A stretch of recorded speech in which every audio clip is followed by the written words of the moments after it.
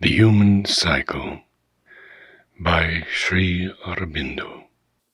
Chapter 20.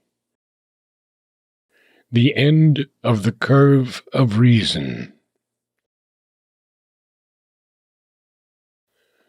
The rational collectivist idea of society has, at first sight, a powerful attraction. There is behind it a great truth, that every society represents a collective being, and in it and by it the individual lives, and he owes to it all that he can give it. More, it is only by a certain relation to the society, a certain harmony with this greater collective self, that he can find the complete use for his many developed or developing powers and activities. Since it is a collective being, it must, one would naturally suppose, have a discoverable collective reason and will, which should find more and more its right expression and right working if it is given a conscious and effective means of organized self-expression and execution. And this collective will and intelligence, since it is according to the original idea that of all, in a perfect equality, might naturally be trusted to seek out and work out its own good, where the ruling individual and class would always be liable to misuse their power for quite other ends. The right organization of social life on a basis of equality and comradeship ought to give each man his proper place in society, his full training and development for the common ends, his due share of work, leisure, and reward, the right value of his life in relation to the collective being, society. Moreover, it would be a place, share, value regulated by the individual and collective good, and not an exaggerated or a depressed value brought to him fortuitously by birth or fortune, purchased by wealth, or won by a painful and wasteful struggle. And certainly the external efficiency of the community, the measured, ordered, and economical working of its life, its power for production, and general well-being must enormously increase, as even the quite imperfect development of collective action in the recent past has shown, in a well-organized and concentrated state. If it be objected that to bring about this result in its completeness, the liberty of the individual will have to be destroyed, or reduced to an almost vanishing quantity, it might be answered that the right of the individual to any kind of egoistic freedom, as against the state which represents the mind, the will, the good and interest of the whole community, sarvam Brahma, is a dangerous fiction, a baneful myth. Individual liberty of life and action, even if liberty of thought and speech is for a time conceded, though this too can hardly remain unimpaired when once the socialistic state has laid its grip firmly on the individual, may well mean in practice an undue freedom given to his infrarational parts of nature. And is not that precisely the thing in him that has to be thoroughly controlled, if not entirely suppressed, if he is to become a reasonable being, leading a reasonable life? This control can be most wisely and effectively carried out by the collective reason and will of the state, which is larger, better, more enlightened than the individuals. For it profits, as the average individual cannot do, by all the available wisdom and aspiration in the society. Indeed, the enlightened individual may well come to regard this collective reason and will as his own larger mind, will, and conscience, and find in a happy obedience to it a strong delivery from his own smaller and less rational self, and therefore a more real freedom than any now claimed by his little separate ego. It used already to be argued that the disciplined German, obeying the least gesture of the policeman, the state official, the military officer, was really the freest, happiest, and most moral individual in all Europe, and therefore in the whole world. The same reasoning, in a heightened form, might perhaps be applied to the drilled felicities of fascist Italy and Nazi Germany. The state, educating and governing the individual, undertakes to intellectualize, ethicize, practicalize, and generally perfect him, and to see to it that he remains, whether he will or no, always and in all things, strictly on the lines approved by the state, intellectual, ethical, practical, and thoroughly perfect.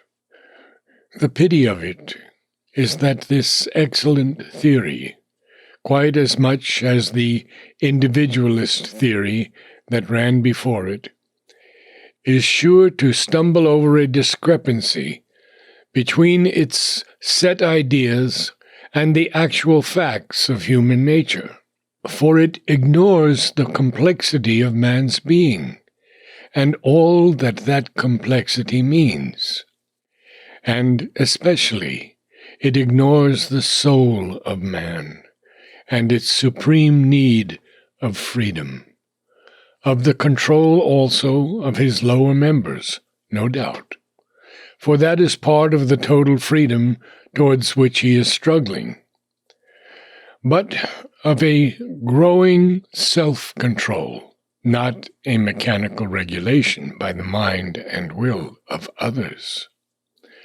Obedience, too, is a part of its perfection, but a free and natural obedience to a true guiding power, and not to a mechanized government and rule. The collective being is a fact. All mankind may be regarded as a collective being, but this being is a soul and life, not merely a mind or a body. Each society develops into a sort of sub-soul or group soul of this humanity, and develops also a general temperament, character, type of mind, evolves governing ideas and tendencies that shape its life and its institutions. But the society has no discoverable common reason and will, belonging alike to all its members. For the group soul rather works out its tendencies by a diversity of opinions, a diversity of wills, a diversity of life, and the vitality of the group life depends largely upon the working of this diversity, its continuity, its richness. Since that is so, government by the organized state must mean always government by a number of individuals. Whether that number be in theory the minority or the majority makes in the end little fundamental difference. For even when it is the majority that nominally governs, in fact, it is always the reason and will of a comparatively few effective men, and not really any common reason and will of all, that rules and regulates things with the consent of the half-hypnotized mass. Footnote 1. This truth has come out with a startling force of self-demonstration in Communist Russia and National Socialist Germany, not to speak of other countries. The vehement reassertion of humanity's need of a king, crowned or uncrowned, dictator, leader, deuce or Führer, and a ruling and administering oligarchy has been the last outcome of a century and a half of democracy, as it has been, too, the first astonishing result of the supposed rise of the proletariat to power. And we continue. There is no reason to suppose that the immediate socialization of the state would at all alter the mass of men not being yet thoroughly rationalized and developed minds, this practical necessity of state government. In the old infrarational societies, at least in their inception, what governed was not the state, but the group soul itself, evolving its life, organized into customary institutions and self-regulations to which all had to conform. For the rulers were only its executors and instruments. This entailed, indeed, a great subjection of the individual to the society. But it was not felt, because the individualistic idea was yet unborn, and such diversities as arose were naturally provided for in one way or another, in some cases by a remarkable latitude of social variation, which government by the state tends more and more to suppress.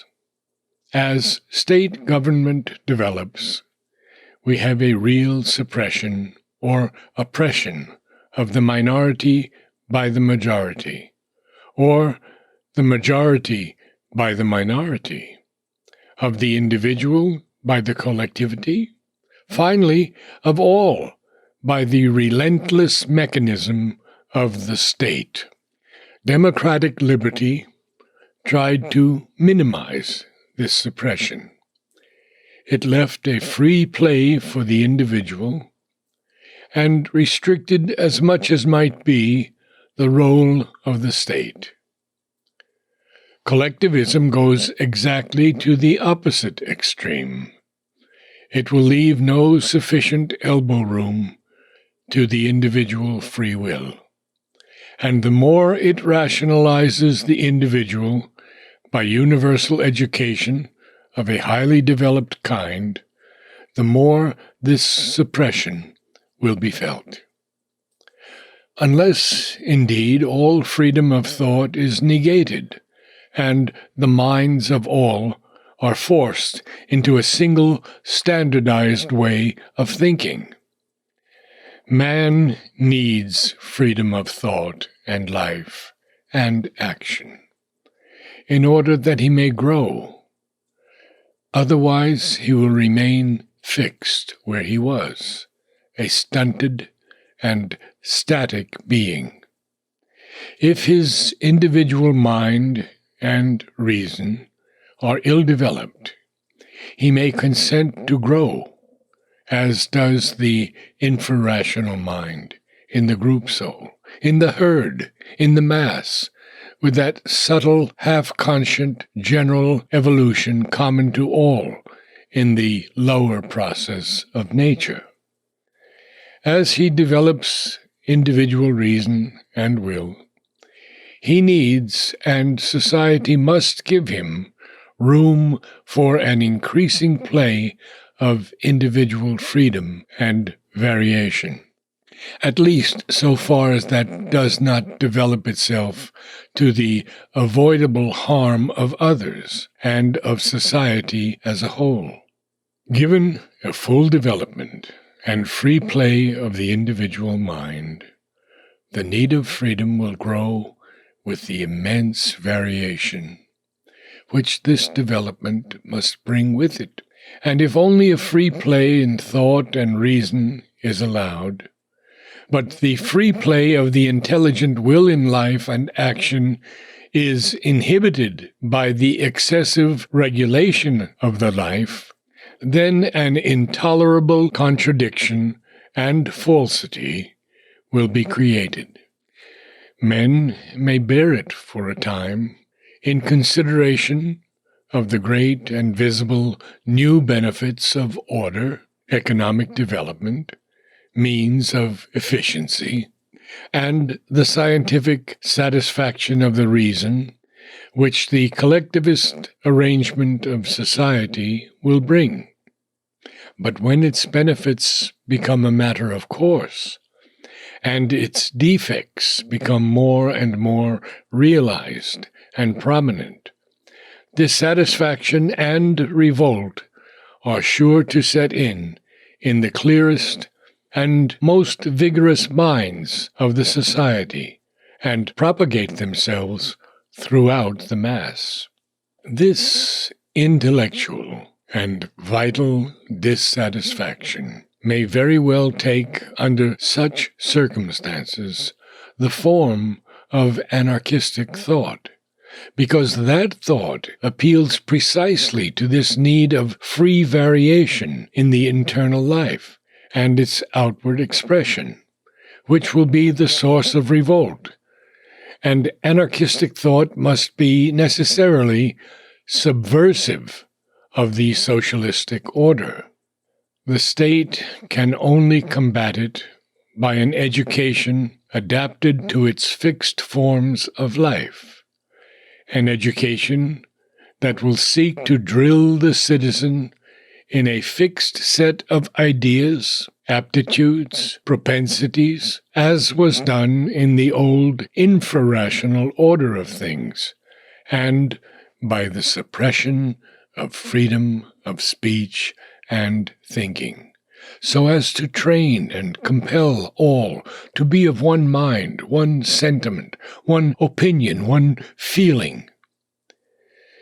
But this remedy will be, in a rational society, self-contradictory, ineffective, or if effective, then worse than the evil it seeks to combat.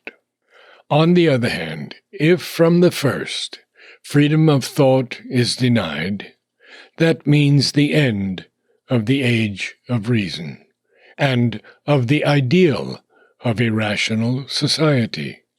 Man, the mental being, disallowed the use, except in a narrow fixed groove, of his mind and mental will stop short in his growth, and be even as the animal and as the insect, a stationary species. This is the central defect through which a socialistic state is bound to be convicted of insufficiency and condemned to pass away before the growth of a new ideal.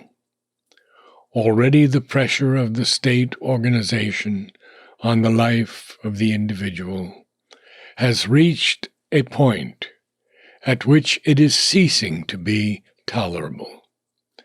If it continues to be what it is now, a government of the life of the individual by the comparatively few, and not, as it pretends, by a common will and reason, if, that is to say, it becomes patently undemocratic or remains pseudo-democratic, then it will be this falsity through which the anarchistic thought will attack its existence. But the innermost difficulty would not disappear, even if the socialistic state became really democratic, really the expression of the free, reasoned will of the majority in agreement. Any true development of that kind would be difficult indeed, and has the appearance of a chimera.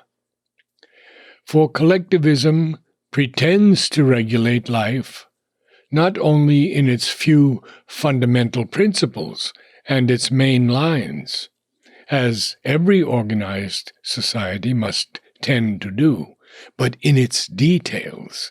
It aims at a thoroughgoing scientific regulation and an agreement of the free reasoned will of millions in all the lines and most of the details of life is a contradiction in terms. Whatever the perfection of the organized state, the suppression or oppression of individual freedom by the will of the majority or of a minority would still be there as a cardinal defect, vitiating its very principle. And there would be something infinitely worse. For a thoroughgoing scientific regulation of life can only be brought about by a thoroughgoing mechanization of life. This tendency to mechanization is the inherent defect of the state idea and its practice. Already, that is the defect upon which both intellectual and artistic thought and the insight of the spiritual thinker have begun to lay stress. And it must immensely increase as the state idea rounds itself into a greater completeness in practice. It is indeed the inherent defect of reason when it turns to govern life and labors by quelling its natural tendencies to put it into some kind of rational order. Life differs from the mechanical order of the physical universe, with which the reason has been able to deal victoriously, just because it is mechanical, and runs immutably in the groove of fixed cosmic habits.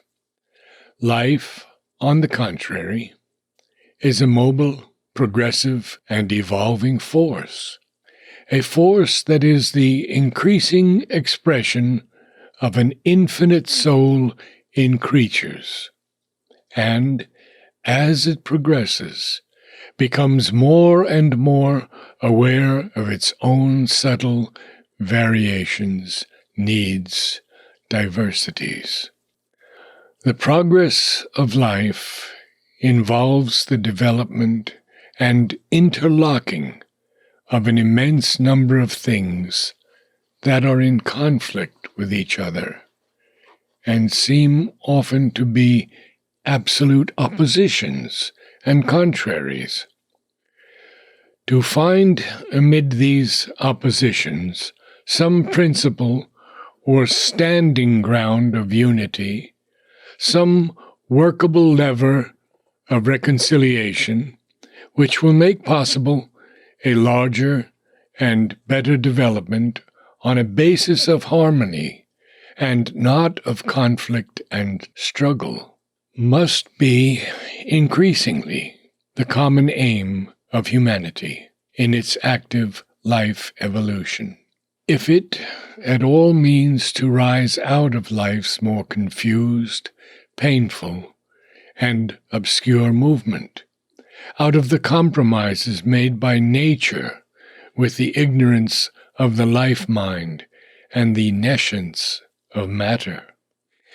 This can only be truly and satisfactorily done when the soul discovers itself in its highest and completest spiritual reality, and effects a progressive upward transformation of its life values into those of the Spirit. For there they will all find their spiritual truth, and in that truth their standing ground of mutual recognition and reconciliation. The spiritual is the one truth of which all others are the veiled aspects, the brilliant disguises or the dark disfigurements, and in which they can find their own right form and true relation to each other. This is a work the reason cannot do. The business of the reason is intermediate. It is to observe and understand this life by the intelligence, and discover for it the direction in which it is going, and the laws of its self-development on the way. In order that it may do its office, it is obliged to adopt temporarily fixed viewpoints, none of which is more than partially true, and to create systems, none of which can really stand as the final expression of the integral truth of things. The integral truth of things is truth not of the reason, but of the Spirit.